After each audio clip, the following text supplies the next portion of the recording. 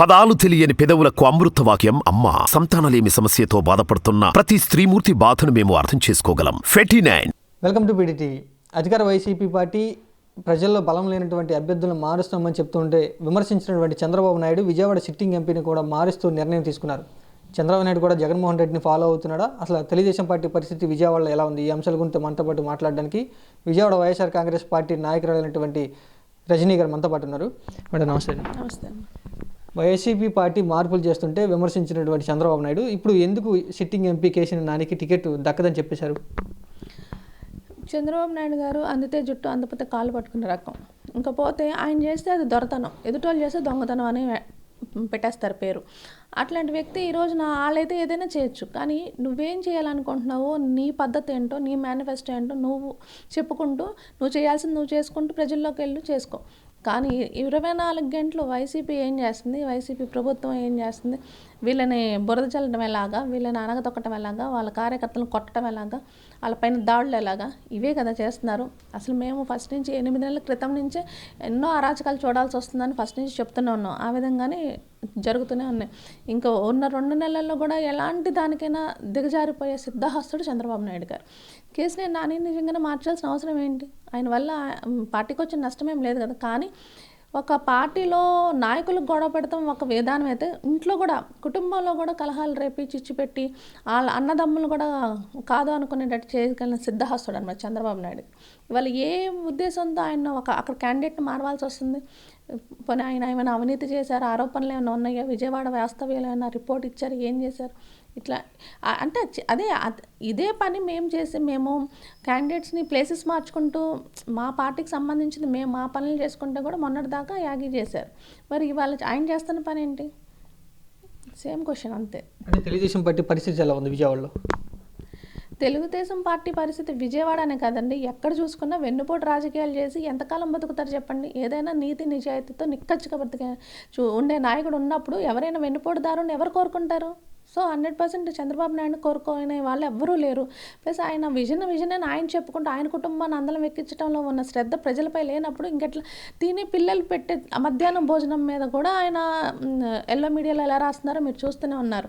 మరి అప్పుడు మీరు మీ హయాంలో ఉన్నప్పుడు 450 కోట్లు ఖర్చు పెడితే ఇప్పుడు 1450 కోట్లు ఖర్చు పెడుతుంది ఒక పేదవాళ్ళు తినే ఆహారం మీద, స్కూల్ పిల్లలు తినే దాని మీద కూడా మీరు పచ్చ మీడియా ఉంది కదా అని చేతులు ఇష్టం వచ్చిన రాతలు రాసుకుంటూ పోతున్నారు ప్రతి విషయంలో. అంటే నీ కొడుకు తినే తిండి ఖర్చు లెక్క చూస్తే ఇవాళ ఒకటండి, అతను టిఫిన్ తినడానికి అయ్యే ఖర్చు ఎంతో తెలుసా? ఎయిర్పోర్ట్కి వెళ్తే ఎయిర్పోర్ట్లో తినే ఖర్చు ఎంతో తెలుసా? ఆ పప్పు నాయుడు తినేది ఇవేం కళ్ళకు కనపడవు. పిల్లలు తినే ఆహారం మీద మాత్రం పడేడుస్తారు. ఏ విషయం తీసుకున్నా జగన్మోహన్ రెడ్డి గారు మంచి చేస్తుంటే ఏ పథకాన్నైనా విమర్శించడానికి ముందుంటారు. అందులో చెడునే ఏరుకొని తీస్తారు, అందులో ఏముండదు. కానీ విమర్శించడానికి, బురద జల్లటానికి మాత్రమే ప్రతిపక్షం తెలుగుదేశం ఉన్నదని నిర్ధారించబడింది. అంతేగాని ప్రజలకి చేయటానికి కానీ ప్రజల కోసం ఉండటానికి మాత్రం ప్రతిపక్షం లేదు అనేది అందరూ డిసైడ్ అయిపోయారు. ఈరోజున అదే ధ్యాస ఆయనకు ఉండుంటే ఎన్ని అవాంతరాలు వచ్చినా సరే ప్రతిపక్షంలో కూర్చొని అసెంబ్లీలో పోరాడి ప్రజలకి ఈ పక్షాన్ని నేనున్నాను, ఈ విషయంపై నేను మాట్లాడానని ఒకటి చూపించమనండి. నీ కుటుంబ సభ్యులు ఎవరిని ఏదో అన్నారంటే నువ్వు బయటకు వచ్చేసినోడివి. నువ్వు ఇంకా కుటుంబానికి తప్ప ప్రజలకు ఏం న్యాయం చేస్తావు?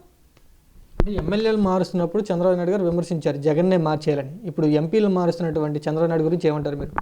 ఏమనాలి? ఆ పార్టీ గురించి ఆలోచించాల్సిన నిజంగా చెప్పండి. ఇవాళ మేము ఇప్పుడు జగన్మోహన్ రెడ్డి గారు వై నాట్ 175 అని ముందుకెళ్తాను. మేము ఒకటే క్వశ్చన్ అడుగుతున్నాం, where are 175 candidates for you?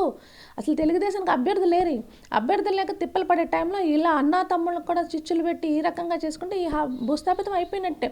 Jagan గారు నమ్ముకున్న సిద్ధాంతం ప్రకారం వెళ్తున్నారు, ఇస్తానన్న మేనిఫెస్టో ఇచ్చి చూపించారు, చేస్తానన్న వాగ్దానాలను చేసి చూపిస్తున్నారు. ఇలాంటి నాయకుడిని కాదనుకొని ఇలాంటి నాయుడిని ఎవరు కోరుకుంటారు? మేమైతే కోరుకోం కదా. ప్రజలు ఎవరు కూడా ఇవాళ నాయకులను వీళ్ళని నమ్ముకొని వెళ్ళాల్సిన అవసరం లేదు. కార్యకర్తలు మెయిన్ అండి. కార్యకర్తలు ఎట్టి పరిస్థితుల్లోనూ జగన్మోహన్ రెడ్డి గారికి అండగా నిలుస్తాము అని చెప్తున్నారు. సో వాళ్ళని నమ్ముకొని వాళ్ళ ఆశీస్సుల మీద బేస్ చేసుకొని వెళ్తున్నాం. క్యాండిడేట్లను మార్చినా ఏం చేసినా ప్రజల ఆశీస్సులు ఉన్నాయి, కార్యకర్తల దీవెనలు ఉన్నాయి. అది చాలా ఆ కష్టం చాలు మాకు. జగన్ గారు మొన్న మీటింగ్లో చెప్తూ ఉన్నారు మా కుటుంబం మీద కుట్రలు జరుగుతున్నాయి అంటున్నారు.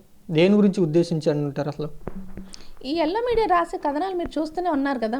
ఇవాళ షర్మిల గారు పెళ్లి కార్డు ఇవ్వడానికి వచ్చినా సరే లోపలికి పిలిచాడో లేదో, లోపలికి ఆహ్వానించారో లేదో, ఇష్టం వచ్చింది వాళ్ళ నోటుకు వచ్చింది వాగుతూనే ఉంటారు.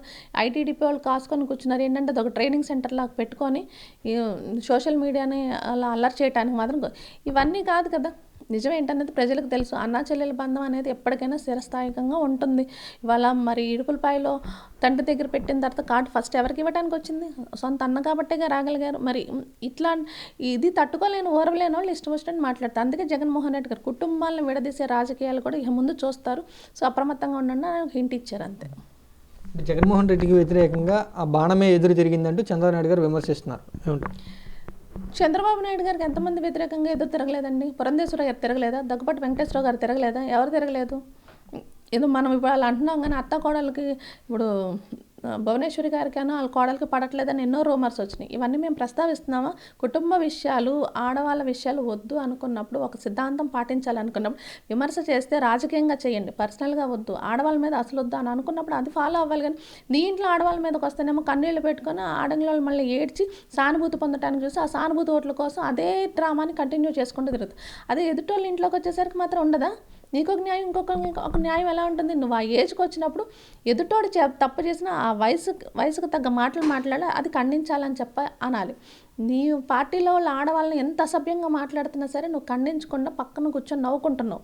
ఇవాళ తొడలు కొట్టినప్పుడు మీరు చూసినట్టు అయితే స్టేజ్ల మీద ఆయన నవ్వుకుంటున్నారు. ఇలాంటి విన్యాసాలు చేస్తే ఓట్లు పడతాయా? ఇది రేపొద్దున ప్రజలు చెప్తారు, సమాధానం అన్నిటికీ చెప్తారు. షర్మిల గారు ఇప్పుడు కాంగ్రెస్ పార్టీ తరఫున ఏపీలో పనిచేస్తే కనుక వైసీపీ పార్టీకి నష్టం అని చెప్తున్నారు కొంతమంది. దీని గురించి ఏమంటారు? నష్టం లాభ నష్టాలు కాదండి. ఇవాళ జగన్మోహన్ రెడ్డి గారు ఏం చేశారన్నది, జగన్మోహన్ రెడ్డి గారు ఇస్తానన్నది ఇచ్చారా లేదా, ఆయన వర్క్ ఎలా ఉంది, ఇవాళ ప్రజల వద్దకే పాలన తీసుకొని వచ్చారు. ఎప్పుడు కూడా మనం చెప్పుకుంటాం గడప వద్దకు పాలన అలాంటివన్నీ చెప్పుకుంటాం, కానీ ఎప్పుడు చూసింది లేదు. 2019 తర్వాత అదేంటన్నది మనం అందరం కళ్ళతో చూసాం. అలాగే ఇంకొకటి వెరీ ట్రాన్స్పరెన్సీ గవర్నమెంట్స్, ఎవరికి కూడా మధ్యవర్తులు లేరు, దళారీలు లేరు, కమిటీలు లేవు, లంచాలు లేవు, ఇవన్నీ లేకుండా ఎంతో బటన్ నొక్కితే ఎవరికి వెళ్తుందండి? బెనిఫిషియరీకి వెళ్తుంది, డైరెక్ట్గా వెళ్తుంది. మధ్యలో ఎవరి చేతులు మారి కొంత లాభాలు పొంది వెళ్ళేదే లేదు. ఇంతకన్నా ఏం కావాలి ప్రజలకి? రేపు ఫ్యూచర్ జనరేషన్ కానీ ఇలాంటిది ఇలా ఉండాలి గవర్నమెంట్ అంటే ఈ పనితీరు ఇలా ఉండాలి. అడిగిన వెంటనే సచివాలయాలు వచ్చినాయి, మీకు ఏది కావాలని, ఏ సర్టిఫికేట్ కావాలన్నా చెప్పులు అరిగేటట్టు తిరిగే వాళ్ళం, గవర్నమెంట్ ఆఫీసుల చుట్టూ తిరిగే వాళ్ళం. ఈ మాటలే విన్నాం ఇప్పటిదాకా. ఇవాళ ఆ మాటలేం లేవే. డైరెక్ట్గా ఆ సర్టిఫికేట్ వచ్చిందని ఫోన్ చేయటమో, ఇంటికి వెళ్ళి తీసుకొచ్చి ఇవ్వటమో.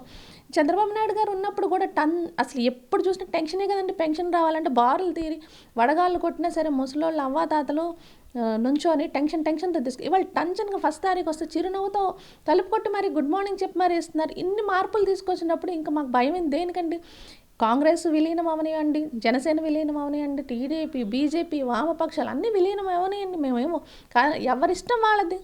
కానీ మేము ఏంటంటే మేము చేసి చూపించాం కాబట్టి, చేసి చూపించినప్పుడే మేమేంటో నిరూపించుకున్నప్పుడే 67 సీట్లు ప్రతిపక్షంలో కూర్చున్నప్పుడు కూడా 67 వచ్చినాయి. వీళ్ళకి మళ్ళీ మాకేం 23 రాలా. ఇవాళ మేము ఇస్తానన్నది ఏంటో చేసి చూపించిన తర్వాత కూడా మేము ఇంక దేనికి భయపడాలి? ప్రజల మద్దతు ఉంది, కార్యకర్తల అండ ఉంది, ఇంక దేనికి భయపడాలి? ఎన్ని పార్టీలైనా కలిసి వచ్చినా పర్వాలేదట. ఎన్ని పార్టీలు కాదు, అన్ని పార్టీలు కలిసి వచ్చినా మాకు భయం లేదు అని చెప్తున్నాం.